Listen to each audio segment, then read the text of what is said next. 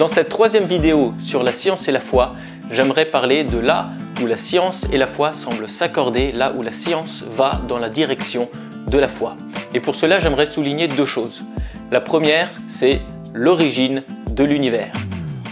En 1964, des chercheurs ont découvert ce que l'on appelle le rayonnement fossile, qui n'est rien d'autre que l'onde de chaleur dégagée par l'explosion initiale appelée le Big Bang. Cela fait pencher la communauté scientifique très fortement en faveur de la théorie du Big Bang et donc du commencement de l'univers. Mais il n'y a pas que ça. En 1915, la relativité générale d'Albert Einstein permet de conclure que l'univers est à la fois en expansion et en décélération.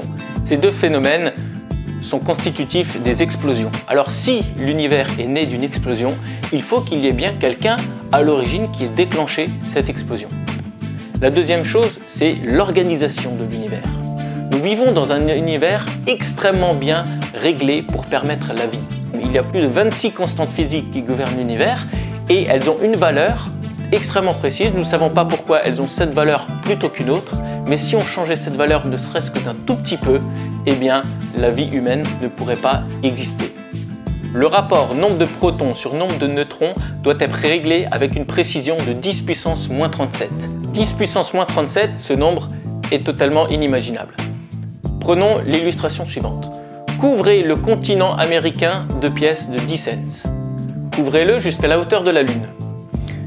Ensuite, prenez 1 milliard d'autres continents grands comme l'Amérique du Nord et faites pareil, couvrez-le de pièces de 10 cents jusqu'à la hauteur de la Lune. Peignez une seule de ces pièces en rouge et demandez à quelqu'un par hasard, avec un bandeau sur les yeux, de piocher une pièce et la probabilité qu'il tombe sur la pièce rouge est de l'ordre de 10 puissance moins 37. Le rapport de la force électromagnétique sur la force gravitationnelle doit être réglé avec une précision de 10 puissance moins 40.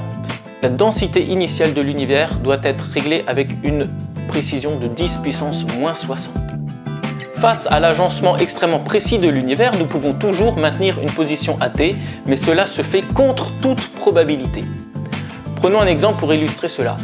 Vous avez sans doute déjà observé des sculptures sur sable le long de la mer. Et il n'est venu à l'idée de personne de se dire « Oh tiens, quel hasard, le vent a soufflé les grains de sable pour en former une voiture, un lion, etc. » Non, vous vous dites forcément, derrière cette sculpture sur sable, il y a une intention, il y a un créateur, il y a quelqu'un qui l'a formé.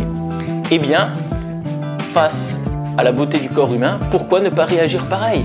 L'agencement extrêmement précis de l'univers et son commencement pointent très fortement en faveur de l'existence de Dieu.